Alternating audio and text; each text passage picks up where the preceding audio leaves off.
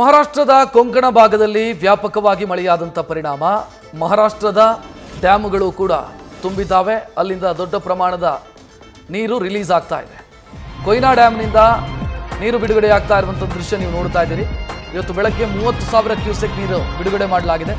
ಇದರಿಂದ ಕರ್ನಾಟಕಕ್ಕೆ ಬರುವಂಥ ನೀರಿನ ಪ್ರಮಾಣದಲ್ಲಿ ಹೆಚ್ಚಳ ಆಗ್ತಾ ಇದೆ. ಉಕ್ಕಿ ಹರಿತಾ ಇದೆ ಕೃಷ್ಣಾ ನದಿ, ಊರ್ಮಾಡಿ, ವೆನ್ನಾ ನದಿಗಳು ಉಕ್ಕಿ ಹರಿತಾ ಇದೆ. ಕೊಯ್ನಾ ಡ್ಯಾಮ್ನಿಂದ ನೀರು ರಿಲೀಸ್ ಮಾಡಿರುವಂಥ ಮನಮೋಹಕ ದೃಶ್ಯವನ್ನು ಗಮನಿಸ್ತಾ ಇದೆ.